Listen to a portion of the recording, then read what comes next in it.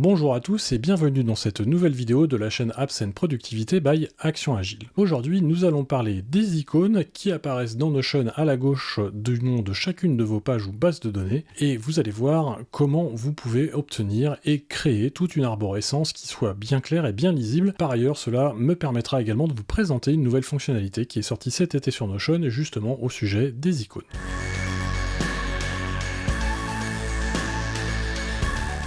Alors comme je vous le disais, nous allons aujourd'hui parler des icônes, et en parlant des icônes, cela va aussi me permettre de vous introduire une fonctionnalité qui est apparue pendant les vacances parmi l'ensemble des nouveautés qu'on a eues et dont j'ai parlé dans l'ensemble des vidéos précédentes, car effectivement Notion, en plus des émoticônes et de la possibilité de télécharger ses propres images, propose désormais un ensemble d'icônes qui sont en réalité des glyphes, qui vont vous permettre d'avoir rapidement des icônes disponibles dans différentes couleurs qui sont les couleurs de Notion, directement dans l'arborescence de vos pages. Alors bien sûr, Notion ne propose pas tout, donc je vais aussi vous montrer des solutions alternatives si vous ne trouvez pas votre bonheur dans ce que vous propose Notion, mais surtout, on peut très bien se dire que c'est un sujet qui est pas très important, les icônes, on s'en fout un peu. Alors je suis pas forcément d'accord, parce que je trouve que quand vous avez un grand nombre de pages dans votre Notion, et si vous l'utilisez au quotidien, et en particulier dans des entreprises ou avec des équipes, vous allez vous rendre compte que très rapidement vous avez beaucoup de pages. Et les icônes en question, c'est quand même ce qui permet à l'œil de se retrouver rapidement et de retrouver rapidement les pages qui vous intéressent. Je vous donne un exemple, vous avez une arborescence avec beaucoup de choses, et bien si vous voulez trouver un calendrier, le fait de voir le calendrier et qu'il soit bien lisible, et bien c'est quelque chose qui est important. Et de la même manière, je vais vous montrer un peu comment j'ai organisé mon espace de travail, sur lequel j'ai défini un code couleur, avec toutes les pages qui concernent mes opérations qui sont en couleur donnée, toutes mes pages qui sont dans les finances qui sont d'une autre couleur. Je vais vous montrer comment j'ai fait tout ça.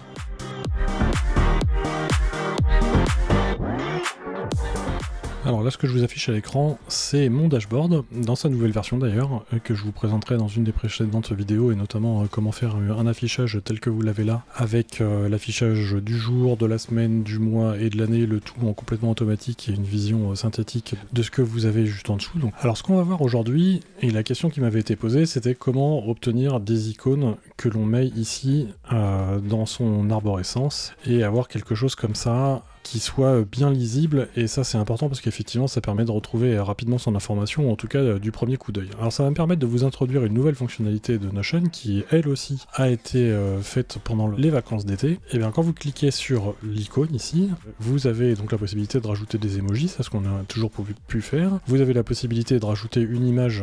que vous allez télécharger vous-même dans Notion, et puis désormais vous avez ici la possibilité de rajouter des icônes qui sont des icônes proposées par Notion. Donc en réalité c'est plutôt ce qu'on appelle des glyphes, qui sont des icônes d'interface et qui sont plus simples et plus lisibles que ce que l'on peut trouver dans une icône standard. Et donc là vous avez la possibilité de mettre tout un tas d'icônes, et vous voyez il y en a vraiment beaucoup. Vous avez même un petit bouton qui vous permet de la choisir aléatoirement. Et ce qui est vachement intéressant, parce que vous le voyez, moi pour que ce soit bien lisible et que je sache quelle page se rapporte à quoi, j'ai également un code couleur, c'est-à-dire que tout ce qui va concerner mes opérations, donc c'est les opérations de mon entreprise, j'ai mis ça en bleu. Tout ce qui va concerner plutôt la planification, les objectifs et ainsi de suite, ça va être en rouge. Tout ce qui va concerner le marketing et la stratégie, c'est en orange, et tout ce qui concerne les finances, c'est en vert. Et bien ça c'est très facile à faire, parce que quand vous êtes dans le menu icône ici, et que vous choisissez donc n'importe quelle icône, Notion va vous proposer de mettre des couleurs, et c'est des couleurs qui bien sûr sont assorties aux couleurs que vous pouvez mettre dans vos pages, soit dans les fonds, soit dans la couleur de la police. Donc il vous suffit ici de cliquer sur la couleur qui va bien, et là vous voyez il m'a rajouté l'icône que je lui ai demandé dans la bonne couleur. Petite précision d'ailleurs sur les icônes en question, c'est que vous avez la possibilité, vous le voyez ici, de les rechercher, parce qu'il y en a quand même vraiment beaucoup, donc à chaque fois vous devez tout scroller, c'est un peu compliqué. Alors malheureusement c'est que en anglais, mais vous pouvez chercher des icônes par mots-clés. Donc par exemple si je veux une checkbox, je tape check, et là il va me donner tout ce qui est plus ou moins en rapport avec checkbox, et donc je vais retrouver mon icône qui est ici, que j'utilise pour ma to-do list notamment, ce qui permet de retrouver, notamment une fois que vous connaissez bien les mots-clés, facilement toutes vos icônes. Si le contenu de cette vidéo vous plaît, je vous invite à cliquer sur le pouce bleu juste en dessous, à vous abonner à la chaîne sans oublier de cliquer sur la cloche pour ne pas rater les prochains contenus. Alors si toutefois, vous trouvez pas votre bonheur dans la liste des icônes proposées par Notion, vous avez d'autres possibilités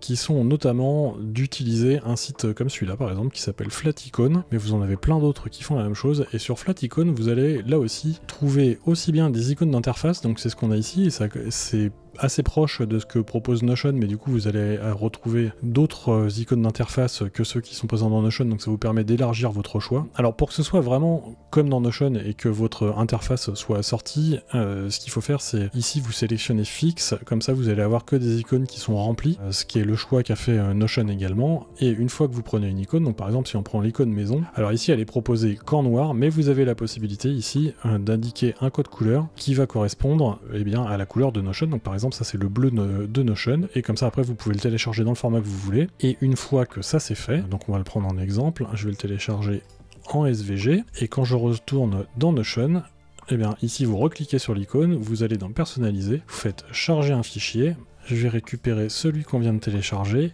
et là, il va me prendre l'icône qui vient donc de Flaticon, et vous voyez, c'est exactement dans le même style et dans la même couleur que ce que propose Notion, donc ça permet d'avoir une certaine cohérence dans votre interface. Alors, si jamais ça ne vous suffit toujours pas, sachez que sur ces sites-là, vous avez également bien d'autres choses.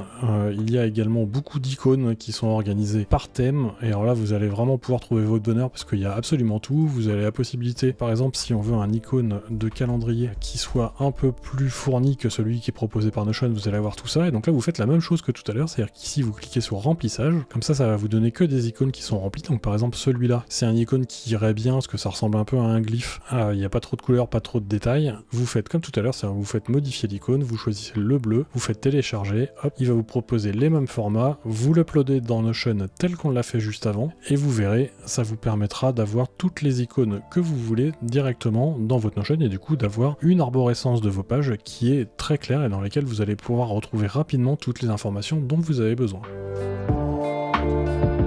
Cette vidéo est maintenant terminée, j'espère qu'elle vous aura plu. Si c'est le cas, je vous invite à cliquer sur le pouce bleu juste en dessous, à vous abonner à la chaîne, sans oublier de cliquer sur la cloche pour ne pas rater les prochains contenus, et je vous dis à lundi prochain pour une prochaine vidéo.